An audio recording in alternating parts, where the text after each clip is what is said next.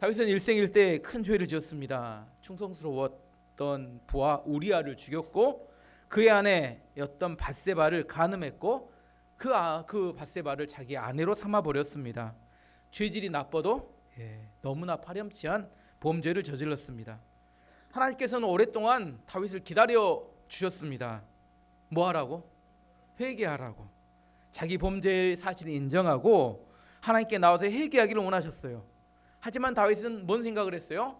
하나님을 속였고 완전 범죄를 지었다고 생각했습니다. 문제는 사람이 죄를 지으면 하나님과의 관계가 멀어진다는 겁니다. 예배를 드려도 더 이상 감동이 없고 말씀을 읽어도 깨달아지는 게 없고 기도를 해도 마음이 충만해지지 않습니다. 그리고 삶에는 기쁨이 사라집니다. 열심히 해보고 싶지만 마음이 뜨거워지지 않습니다. 그렇게 하나님을 좋아했던 다윗이 죄를 짓자 하나님과의 관계가 써먹써먹해졌습니다. 분명히 하나님과의 관계 이상이 발생했는데 다윗은 뭐라고 생각하냐면 어떻게 되겠지, 별일이 있겠어, 우리가 주로 하는 생각이죠. 그리고 하나님 앞에서 그런 생각들을 무시해버렸습니다. 그러던 어느 날 나단 선지자가 찾아왔어요. 안 찾아오면 좋은데 찾아와서 어느 성의 부자와 가난한 자의 이야기를 해줍니다. 부자가 손님이 왔는데 자기 양과 소는 잡기가 싫어서 가난한 자의 애지중지하는 그 암양 한 마리를 잡아가지고 손님을 대접했다는 겁니다. 그 이야기를 들었던 다윗은 노발대발 대노합니다. 세상에 이런 나쁜 놈이 있냐, 그놈은 반드시 죽여야 된다, 이렇게 이야기를 했는데 그때 나단 선지가 이야기하죠. 바로 당신이 그 사람입니다. 가난한 사람을 착취했던 사람이 자신이라는 말을 듣는 순간 그때서야 뭔 생각이 나요? 자기가 밧세바를 범하고 우리아를 죽였던 사실이 생각이 납니다. 사람들은 자기에게 불리한 생각, 자기가 유리하지 않는 생각, 자기에게 힘든 이야기는 잘 포장해가지고 마음 한구석에 딱 놔두고 포장을 해서 덮어버립니다. 왜요? 자꾸 생각나면 불편하니까 다 이렇게 덮어놓습니다. 그래가지고 유리한 생각, 불리한 생각이 있으면 어떤 것만 주로 기억할까요? 불리한 생각은 다 처리해버리고 유리한 생각만 기억하면서 기억에 이렇게 오류, 잘못된 생각을 이렇게 남아요. 어떤 사람하고 이야기를 해보면 분명히 했던 이야기 중에 절반만 기억합니다. 절반은 날려버려요. 자기에게 유리한 이야기만 계속해서 하면서 자기가 피해자고 자기는 억울하고 이렇게 이야기합니다. 다윗도 그랬던 것 같아요. 뭘 잊어버렸어요? 밧세바를 간음하고 우리아를 죽였던 사실 잊어버렸으니까 이게 정상적으로 살죠. 그 날마다 기억하면 정상적으로 살겠어요? 밤에 잠도 못 자겠죠. 그걸 잘 처리해놨는데 누가 생각나겠어요? 당신이 바로 그 사람입니다 하고 이야기하는 나단 선지자 이야기에 정신이 번쩍 들었습니다. 왜 정신이 들었을까요? 하나님이 다 알고 있었구나. 하나님을 완전히 속였다 이렇게 생각했는데 하나님이 다 알고 있었다는 사실을 깨달았어요. 그 순간 밀려오는 깊은 수치심, 하나님 앞에, 그리고 괴로운 마음. 하나님께서 그동안 그렇게 많이 은혜를 베풀어 주셨는데 자신은 하나님을 속이고 죄를 감추고 자기는 그렇게 잘했다고 생각하고 살았기 때문입니다. 하나님께서는 나단 선지자를 통해서 물어봅니다. 왜 나를 무시하고 그런 일을 저질렀느냐? 다윗은 그 질문에 할 말이 없었어요. 대답을 못합니다. 꼭 아담에게 선악과를 먹고 난 다음에 아담아 내가 어디 있느냐 이렇게 하나님 물어봤어요. 하나님 어디 있는지 몰라서 물어봤을까요? 하나님이 다 아는데도 물어봅니다. 아담아 네가 어디 있느냐? 그 이야기는 네가 어디 있다는 것을 말하라는 게 아니라 왜 나를 피하느냐, 네가 지금 어떤 상태에 있는지, 어떤 범죄한 상태, 네 영적인 상태가 어떤 상태에 있는지, 그리고 마지막으로 빨리 회개하고 돌아와라, 이런 의미로 하나님께서 아담아 내가 어디 있느냐, 이건 모든 인간의 실존을 이야기합니다. 죄를 짓고 하나님을 떠난 사람들에게 하나님이 항상 물어보시는 게 똑같아요. 아담아 내가 어디 있느냐, 다윗에게 물어보는 겁니다. 왜 그런 일을 저질렀느냐? 다윗은 대답할 말을 찾지 못했고 하나님을 실망시켰다는 생각에 쥐구멍이라도 있으면 어떻게 해요? 들어가고 싶은 심정, 아무도 없는 곳에 가서 확 죽어버리고 싶은, 얼마나 수치스럽고 창피하겠어요. 하나님이 모른다고 생각했으니까 맨정신에서 알지, 알고 있는데 계속 몇 년 동안을 지켜보고 있었다고 생각하면 이거 정말 등골이 오싹하죠. 하지만 죽어버린다고 문제가 해결되는 게 아닙니다. 죄를 지었으면 아프지만 하나님 앞에 회개하고 그 대가를 치르며 견디어 나가는 것이 믿음입니다. 사람은 누구나 실수하고 넘어질 수 있고 죄를 지을 수 있습니다. 그럴 때 회개하고 하나님께 돌아오는 것, 이걸 성숙함이라고 합니다. 하나님께서 다윗의 범죄를 말씀하신 다음에 나단 선지자를 통해 앞으로 다윗과 다윗 가정에 임하게 있게 될 하나님의 징계를 선포하십니다. 만일 다윗이 먼저 하나님께 와서 회개하였다면 이 징계가 없었을 것 같다고 생각이 되는데, 다윗이 감추었기 때문에, 나중에 하나님이 그를 드러냈기 때문에 그 징계를 내려진 걸로 보입니다. 두 가지 큰 징계를 하나님 말씀하시는데, 첫 번째, 너의 가정에 앞으로 항상 칼로 죽는 사람이 있을 것이다. 10절 말씀 보시면 10절에 그러니 이제 너의 집안에는 언제나 칼로 죽는 사람이 있을 것이다. 내가 나를 존경하지 않음을 내가 보았기 때문이다. 너는 햇사람 우리아의 아내를 빼앗았다. 살인과 폭력의 영이 다윗의 가정에 계속해서 그들을 치고 해칠 거다, 이렇게 말씀하십니다. 다윗이 간음을 저지르고 나서 파렴치하게 뭘 해요? 밧세바를 어떻게 버려요? 자기 아내로 삼아버립니다. 죄를 짓는 것도 괜찮은데 하나님을 잘 속였다고 생각하고 그 자기 집에 데려와서 그 밧세바를 아내로 삼아버렸습니다. 하나님께서 이야기합니다. 그것은 나를 존경하지 않고 나를 무시했기 때문이다. 죄를 지은 것, 그것도 나쁘지만 죄를 짓고 난 다음에 뭐 이렇게 한들 하나님께서 어떻겠어 하고 그 자기 아내로 삼아버린 거에 대해서 너는 나를 무시했고 나를 존경하지 않았기 때문이다. 죄 중에 가장 나쁜 죄가 뭐예요? 괘씸죄. 용서받지 못하는 죄는 뭐냐면 괘씸죄입니다. 실수로 죄를 지을 수는 있습니다. 하지만 죄를 지어놓고도 뻔뻔하게 밧세바를 아내로 삼는 거에 대해서 이것은 네가 나를 무시하기 때문이다.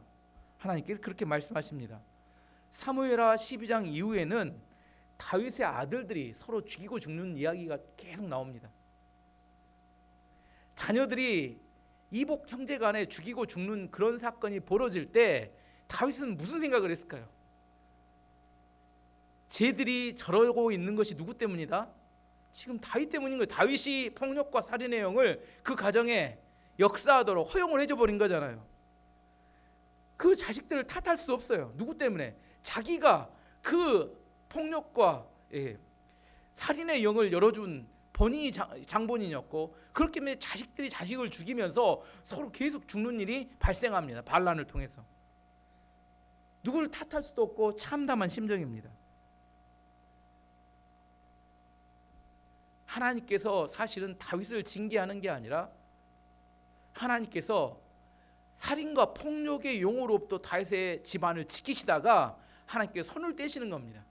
항상 악한 마귀나 악한 영은 우리 가정과 교회를 공격하기를 원합니다.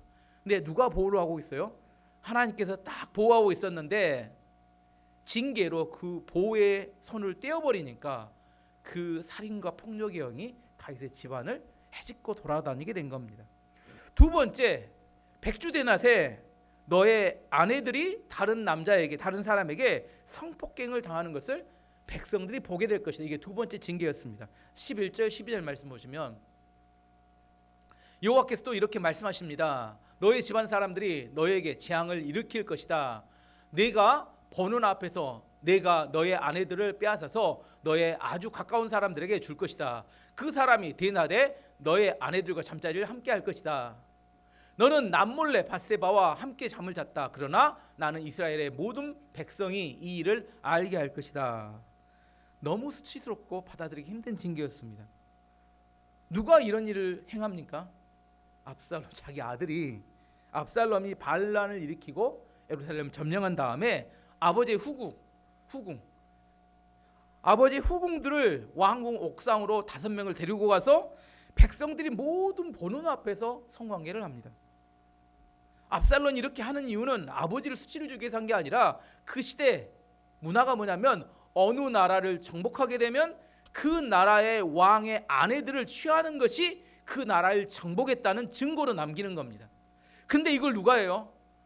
압살롬이 자기가 이스라엘의 왕이라는 것을 선포하기 위해서 아버지의 후궁들을 데려다가 백성들이 모두 보는 앞에서 왕궁 옥상에서 그런 행위를 했습니다.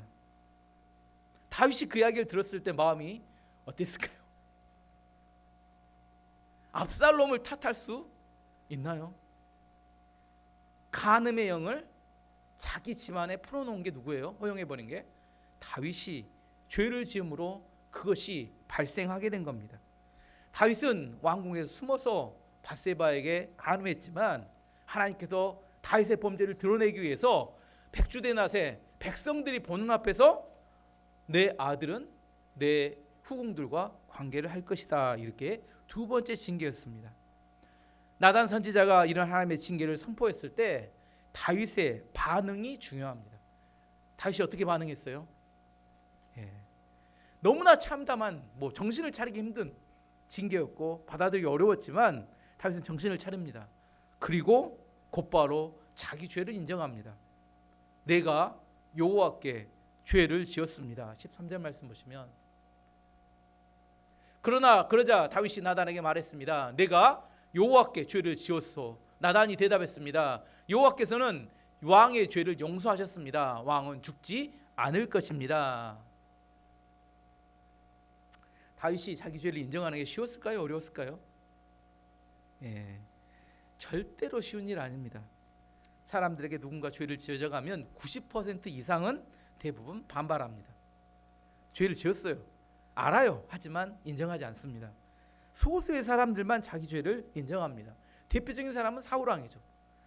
하나님께서 사무엘 선지자를 통하여 계속해서 잘못되었고 죄를 말씀하십니다. 하지만 사울왕이 앞에서는 회개하는 척하지만 결국은 그 상황을 모면하기 위한 쇼를 했을 뿐입니다. 다윗 왕도 자기가 가진 힘과 권력을 가지고 나단 선지자를 죽여버릴 수도 있었고, 나단 선지자가 그 알고 있는 사실을 말 못하게 해야 되잖아요. 퍼지면 안 되니까 인두로 입을 찢어버린다든지 자기가 권력을 얼마든지 그 일을 덮어버릴 수 있었습니다. 하지만 나단 선지자를 공격하는 것은 누구를 공격하는 것과 똑같아요? 하나님을 공격하는 것과 똑같다는 걸 알았습니다. 다윗은 자신이 도망갈 수 없다는 것을 알고 바로 그 자리에서 자기 죄를 인정합니다. 이 인정이 다윗 이 사건 이후의 후반기에 다윗이 축복을 받는 아주 중요한 축복의 도구가 됩니다. 만약 여기서 인정하지 않았다면 이도 똑같이 사울왕처럼 죽임을 당했을 겁니다. 다윗이 자기 죄를 고백하고 난 다음에 그 참담했던 심정과 하나님이 회복했던 그 회복에 대한 것을 시편으로 기록해놨는데 그게 시편 32편 말씀입니다. 시편 32편 1절 2절 말씀을 읽어보면 23편이 아니라 32편인데 32편 1절 2절 읽어보면 허물의 사함을 받고 자기의 죄가 가려진 자는 복이 있도다. 마음에 간사함이 없고 여호와께 정죄를 당하지 아니하는 자는 복이 있도다. 허물의 사함을 받고 죄가 가려진 자, 죄를 숨기는 사람의 고통을 얼마나 고통스러운지는 다윗이 깨달았고, 죄의 사함을 받고 난 다음에 그가 얼마나 이것이 큰 복인지 그는 깨달았습니다. 그 전에는 몰랐어요. 죄를 짓고 죄를 토해내지 않은 사람의 고통과 죄를 토해내고 난 다음에 그 후련함과 그 용서받고 난 다음에 어떤 복에 대한 이야기를 합니다. 이 32절 3절 4절 보면 3절 4절 보면 내가 입을 열지 아니할 때 종일 신음함으로 내 뼈가 쇠하였도다. 주의 손이 주야로 나를 누르시오니 내 진액이 빠져서 여름 가뭄에 마름같이 되었나이다. 다윗이 죄를 토해내지 않고 죄를 토해내지 않을 때 세 가지 그가 고통에 대한 이야기를 합니다. 첫 번째 뭐라고 하냐면 하루 종일 신음하며 살았다 이렇게 이야기합니다. 죄를 토해내지 않으니까 하루 종일 신음했대요. 저는 병원에 환자를 보니까 환자들이 병이 들면 끙끙 앓습니다. 그냥 소리를 내요. 끙끙끙 소리를 내요. 다윗이 죄를 토해내지 않고 그 죄를 담고 있을 때 꼭 병든 사람처럼 끙끙 앓는 소리를 했던 것 같아요. 그것이 죄 지은 사람의 고통입니다. 토해내지 못할 때. 혹시 여러분 배우자가 저녁에 주무시는데 끙끙 앓으면 빨리 이야기해 주세요. 빨리 가서 회개하라고. 끙끙 앓는 소리 내면. 다시 이야기합니다. 자기가 죄를 토해내지 않으니까 자기가 신음소리를 내고 살았다는 거예요. 두 번째는 뭐냐면 자기의 뼈가 쇠했다는 겁니다. 뼈는 사람의 몸 중에 가장 깊은 곳에 있는 것입니다. 겉모습은 번지르하고 잘 먹고 잘 사는 것 같은데 내면이 썩어 무너지고 있었다고 이야기하는 겁니다. 내면이 무너지면 삶이 공허해지고 삶이 허무해집니다. 그리고 모든 것에 의미가 없어져요. 재미가 없고 의미가 없어집니다. 내 뼈가 쇠하다 그렇게 고백합니다. 세 번째는 주의 손이, 하나님의 손이 자기를 하루 종일 꾹꾹 누르니까 내 몸에서 진액이 다 빠져서 말라버렸다 이렇게 이야기합니다. 양심의 가치 고른에서 몸과 영혼의 이 바싹 말라버린 상태를 말합니다. 여자분들은 잘 아시죠? 피부가 어떻게 해야 이렇게 윤기가 나고 탱탱해요? 수분이 꽉 찰 때. 그래서 수분 크림 같은 거 바르시잖아요. 수분이 충분하고 이렇게 가득해야 탱탱하고 예뻐 보입니다. 근데 마음에 죄책감이 가득하게 되면 온몸에 수분이 빠지듯이 완전히 바싹 말라서 삶의 기쁨과 즐거움이 사라져버린 상태를 말합니다. 다윗이 이런 상태로 몇 년을 지내게 됩니다. 죄를 짓고 난 다음에 덮었다고 생각했는데 그가 죄를 갖고 있는 동안 느끼는 생각이 끙끙 앓고 뼈는 쇠하고 그리고 자기 안에 진액이 쫙 빠져버린 듯한 그런 공허함과 그 어떤 무질서 속에 자기가 말은 하지 않지만 그런 답답함 속에 살았다는 겁니다. 그런데 나단 선지자가 와서 바로 당신이 그 죄인입니다 이렇게 말하는 순간 이거였구나. 자기가 입술로 내가 죄인입니다 이렇게 고백하는데 그 전에 막혀있던 것이 뚫리면서 내 안에 그 시원함과 그 죄를 이렇게 죄책감이 눌렸던 그런 마음이 회복이 되더라는 겁니다. 그리고 난 다음에 다윗이 죄 사함을 받고 나서 회복된 사람의 축복에 대해서 시편 32편 5절 6절에 이어서 이렇게 고백합니다. 내가 이르기를 내 허울을 여호와께 자복하리라 하고 주께 내 죄를 아뢰고 내 죄악을 숨기지 아니하였더니 곧 주께서 내 죄악을 사하셨나이다. 이로 말미암아 모든 경건한 자는 주를 만날 기회를 얻어서 주께 기도할지라 진실로 홍수가 범람할지라도 그에게는 미치지 못하리이다.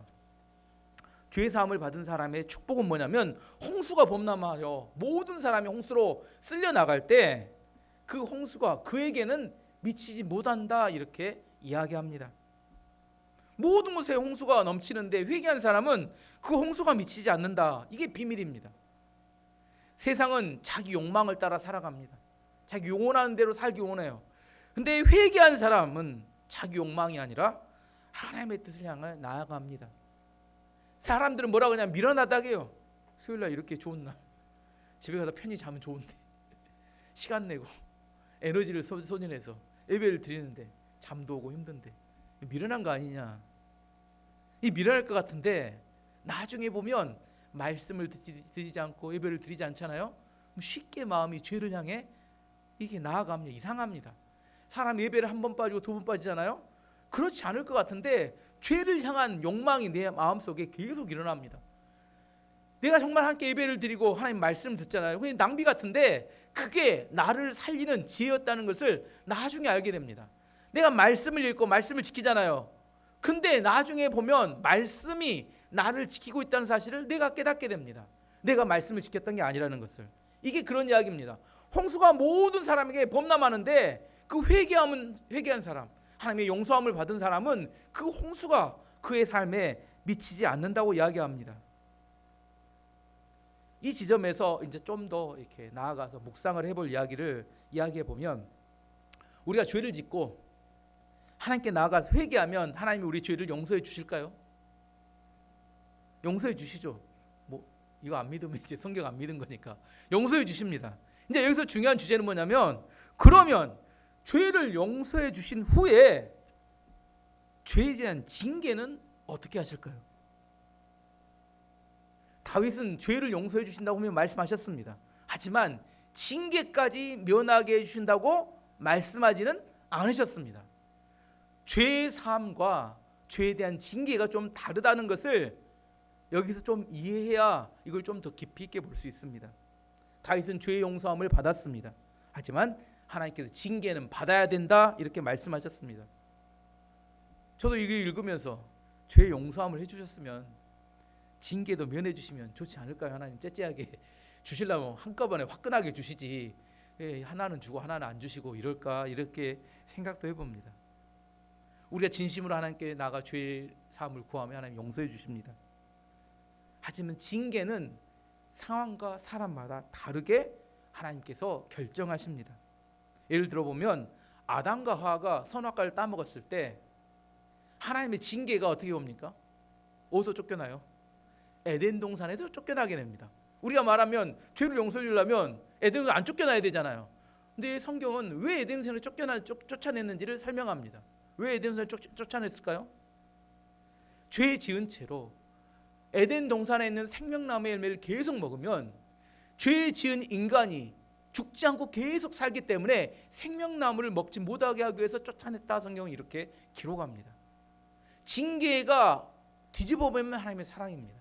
다른 예를 들어보면 이스라엘 백성들이 출애굽하고 난 다음에 40년 동안 광야에서 이렇게 가나안 땅에 못 들어가고 훈련을 받잖아요. 왜 훈련하셨어요? 불순종하고 죄를 지었기 때문에. 하나님께서 이스라엘 백성들을 향한 뜻은 뭐냐면 이 백성을 하나님의 입에서 나오는 모든 말씀으로 사는 축복된 민족을 만들기 원했는데, 이 백성들이, 이스라엘 백성들이 하나님 말씀을 따라 사는 게 아니라 두려움과 그들의 죄악된 본성을 따라 살아가니까 하나님께서 그들을 광야에 40년 동안 훈련을 시켰습니다. 이게 겉으로 보면 징계 같아요. 40년 동안 훈련을 시키는 게. 하지만 하나님께서는 그들을 축복하기를 원하셨어요. 근데 축복하려면 어떻게 해야 돼요? 축복을 받을 만한 그릇이 돼야 되기 때문에 광야에서 40년 동안 그들을 훈련시켰다. 제 이야기하는 성경에 나온 이야기니까 맨날 본 신명기 8장 2절 3절에 그렇게 말합니다. 하나님의 입에서 나온 모든 말씀으로 살도록 하기 위해서 광야에 40년 동안 너희를 낮추시고 줄이게 하셨다. 이렇게 이야기합니다. 다윗은 왜 다윗의 가정에 징계를 주셨을까요? 용서해 주려면 화끈하게 다 징계까지 처리해 주면 좋을 것 같은데, 다윗에게는 너무 많은 축복을 주셨어요. 힘과 권력, 부족한 게 아무것도 없었습니다.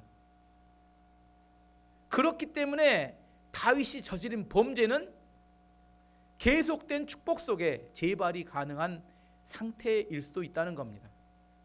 징계를 통해서 자녀들에게 발생하는 그 어려운 과정이지만 그 범죄가, 그 징계가 나타날 때마다 다윗의 마음은 뭘 생각해요? 내가 죄 때문에 이 징계가 나타나지 하면서 다윗은 그 이후의 삶 가운데 하나님을 의지하며 하나님의 그 권위 아래 살아가는 사람으로 평생을 살아가게 됩니다. 징계가 하나님께서 화가 나서 막 이렇게 윽박지르는 겁니까? 아니면 하나님의 사랑이었을까요? 사람마다 그래도 징계를 어떻게 주시는지는 다르다는 겁니다. 어떤 사람에게는 징계가 필요한 것을 필요한 내용을 따라 하면 징계를 주시는데, 그 징계는 그 사람을 사랑하기 때문에, 그 사람의 성정을 알기 때문에, 그 사람의 연약함을 알기 때문에 그 사람을 훈련시키기 위해서 하나님께서 징계를 주십니다. 제 이야기가 아니라 히브리서 10장 8절에 이렇게 이야기합니다. 징계는 다 받는 것이거늘 너희에게 없으면, 징계가 없으면 사생자요 친아들이 아니니라. 하나님께서 자기 친아들에게는 징계를 하신다는 겁니다. 여러분의 자녀가 버릇없는 행동을 하고 망나니 짓을 합니다. 여러분이 냅두시겠어요? 아니면 야단치고 징계를 하시겠습니까? 징계를 안 하면 사생자다니까, 친아들이 아니다고 성경에 이야기합니다. 우리가 하나님 앞에 죄를 짓습니다. 회개하면 용서해 주십니다. 하지만 뭘 알아야 돼요? 징계가 있을 수 있다는 것을 알아야 합니다. 징계까지 면해 주신 건 아니라는 것을 기억해야 합니다. 왜냐하면 내가 연약한 죄인이기 때문에 또 다시 죄 짓고 살 수 있기 때문에 사람들은 이 시대의 그리스도인들이 죄 용서함을 받으면서 징계는 어떻게 되는지에 대해 관심을 두지 않기 때문에 죄를 또 짓고 또 짓고 하면서 마음대로 살아가는 경우가 많습니다. 하나님께 성도들이 그렇게 살도록 하나님 말씀하지 않으셨어요. 내가 거룩하니 너희도 거룩하라 이렇게 말씀하셨는데 거룩에 대해서 생각하지 않습니다. 우리가 죄를 지을 때 기억해야 합니다. 하나님이 징계하실 수 있다는 사실을.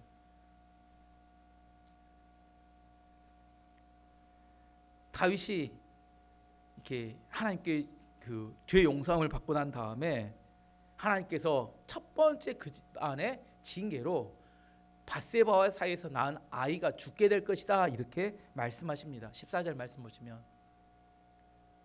그러나 왕이 한 일 때문에 여호와의 원수들이 여호와를 경멸하고 모욕할 기회를 주었으니 왕에게서 태어난 아기는 죽게 될 것입니다. 그 아이가 죽게 된 이유에 대해서 이렇게 설명합니다.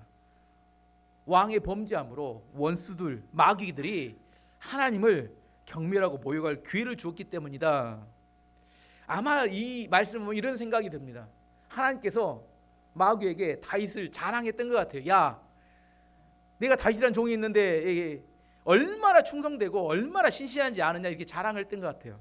다윗이 딱 범죄하고 나니까 마귀가 쫓아와서 뭐라고 해요? 그것이 하나님이 말씀하신 충성임신가 이렇게 이야기했던 것 같아요. 하나님이 그 이야기를 듣고 뭐요? 모욕을 당했다 이렇게 이야기하는 겁니다. 그래서 내가 너와 밧세바 사이에서 난 아이를 죽게 하겠다. 다윗이 나단 선지가 떠나간 후에 아이가 큰 병에 걸리자 아이를 위해서 금식하고 철하여 기도하였습니다. 15절 16절 말씀 보시면, 나단이 집으로 돌아간 후에 여호와께서는 다윗과 우리아의 아내였던 밧세바의 사이에서 낳은 아이의 아들에게 큰 병을 주셨습니다. 다윗은 아기를 위해 하나님께 기도를 드렸습니다. 다윗은 먹지도 않고 마시지도 않았습니다. 다윗은 자기 집으로 돌아가서 그곳에 머물렀습니다. 다윗은 밤새도록 땅 위에 누워 있었습니다. 잠도 안 자고 먹지도 않고 하나님께 기도했습니다. 집안의 어른들, 장로들이 다윗을 찾아와서 건강을 생각해서 이 금식 기도하는 거 멈춰달라고 요청을 했어요. 다윗은 하지만 금식하며 계속해서 기도했습니다. 일주일 후에 아이가 결국 죽었습니다.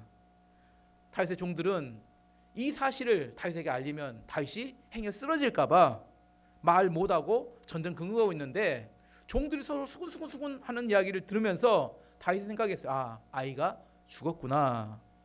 그래서 종들에게 물어봅니다. 아이가 죽었느냐? 그러자 종들이 말합니다. 아이가 죽었다고. 19절 말씀 보시면, 그러나 다윗은 종들이 서로 수군거리는 것을 보고 아기가 죽었다는 것을 알았습니다. 왕이 종들에게 물었습니다. 아이가 죽었느냐? 종들이 대답했습니다. 예, 죽었습니다. 아이가 죽었다는 소식을 듣자마자 다윗이 벌떡 일어나더니 가서 목욕을 하고, 그리고 몸에 기름을 바르더니 좋은 옷을 딱 갈아 이렇게 입고, 그다음에 하나님께 나아가서 하나님 성전에 가서 예배를 드리고 돌아오더니 음식을 가져오라 하더니 맛있게 또 음식을 먹어요. 20절 말씀 보시면, 그러자 다윗은 자리에서 일어나 몸을 씻고 몸에 기름을 바르고 옷을 바꿔 입었습니다. 그리고 나서 다윗은 여호와의 집으로 들어가 여호와께 예배를 드렸습니다. 그런 다음에 다윗은 집으로 돌아가서 먹을 것을 달라고 했습니다. 종들이 음식을 가져오자 다윗은 그것을 먹었습니다. 다윗 종들은 깜짝 놀랐어요. 이게 뭔 일일까? 아이가 죽었다, 이게 나쁜 소식일 거라고 전하는 것을 두려워했는데, 죽었다는 이야기를 듣자 씩씩하게 일어나서 음식을 먹고 이렇게 원래의 상황으로, 원래 전의 모습으로 돌아온 겁니다. 다윗은 종들에게 왜 그렇게 했는지 설명해 줍니다. 22절 23절 말씀 보시면, 다윗이 말했습니다. 아기가 살아있을 때 내가 먹지도 않고 슬퍼한 것은 여호와께서 혹시 나를 불쌍히 여기셔서 아이를 살려주실지도 모른다고 생각했기 때문이다.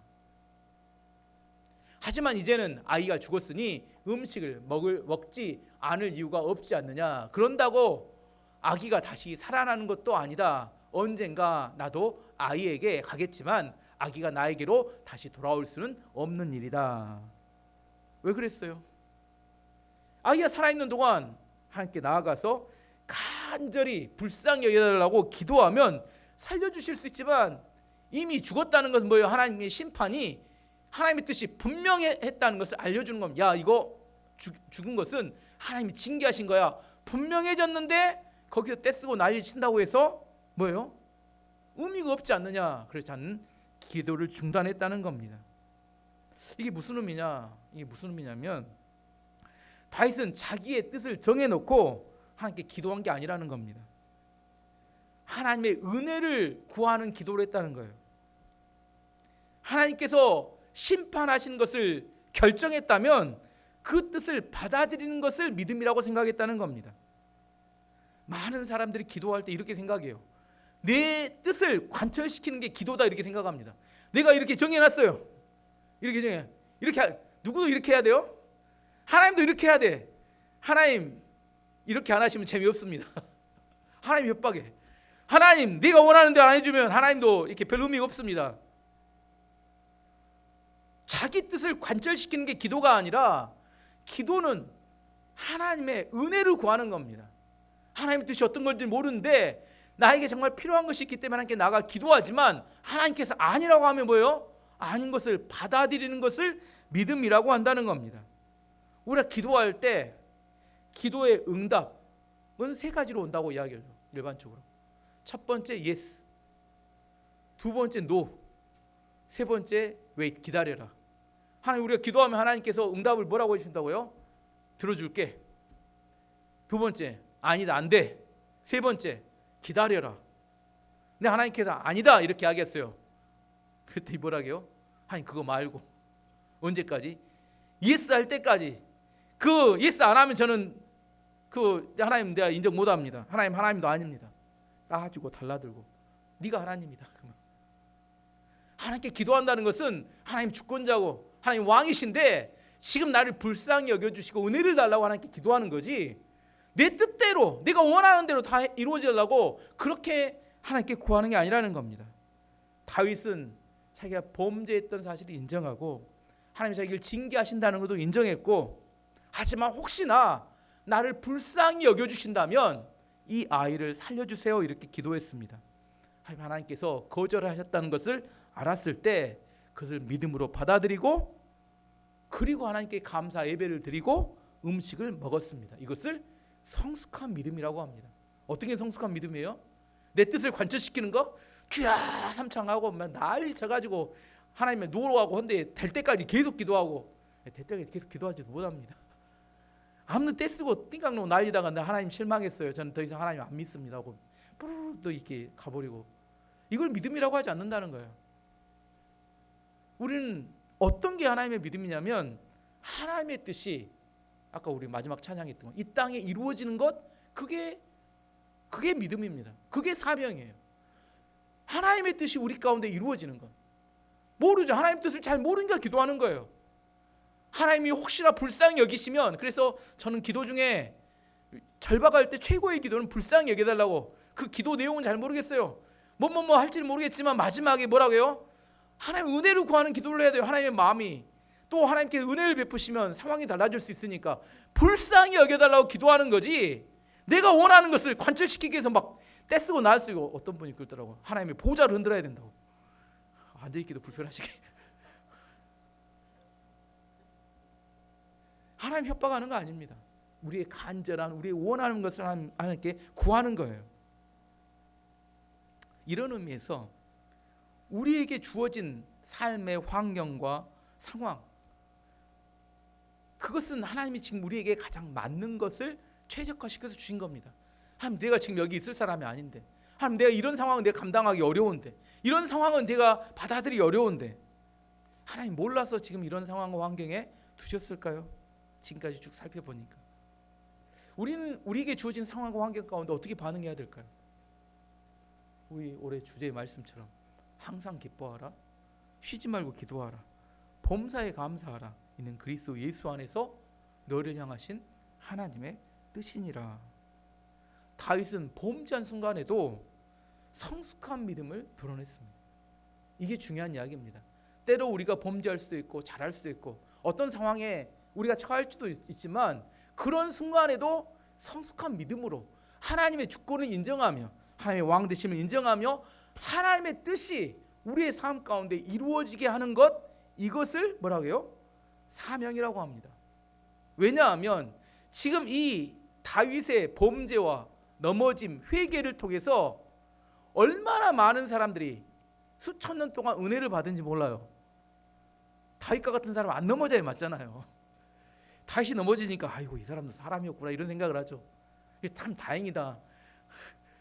비교도 못하는 만한 사람 다윗도 넘어지는데 나라고 뭐 별 수 있겠어. 이렇게 해서 수없이 많은 사람들이 은혜를 받고 용기를 가지고 이렇게 일어서 섰던 이유는 뭐예요? 다윗이 그 징계를 어떻게 해요? 믿음으로 받아들였고 그가 일어났던 과정을 우리 가운데 보여줬기 때문에 수없이 많은 사람들이 다윗의 범죄와 회개와 회복에 대한 이야기를 들으면서 용기를 가지고 수없이 많은 찬양들이 이 관련된 찬양들이 나오잖아요. 왜냐하면 이것이 역사 이래로 수없이 많은 사람들에게 용기를 주고 힘을 주었던 그런 말씀이기 때문에. 왜 말씀이 돼요?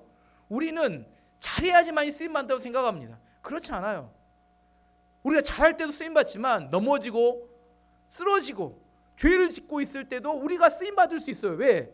그걸 통해서 우리가 믿음으로 반응하는 법을 우리 안에서 드러낼 때 꼭 다 잘해야 되는 거 아닙니다. 하나님께서 우리 가운데 쓰실 때 지금 내가 어떤 환경에 처했든지 지금 처한 환경이 우리에겐 최적입니다. 아니라고 부인하셔봤자 하나님 바꿔주시지 않습니다. 우리가 그 상황에 어떻게 반응하는 게 제일 좋아요? 항상 기뻐하고 쉬지 말고 기도하고 범사에 감사하는 것, 이것이 우리를 향한 하나님 뜻입니다. 우리 생각할 땐 이상하죠. 만사형통하고 뭐 이렇게 그러면 좋을 것 같은데 무당한테 가면 다 해줍니다. 하지만 하나님께서 우리 가운데 그렇게 이야기하지 않으신다는 거예요. 지금 우리에게 처했던 상황에 어떻게 하라는 거예요?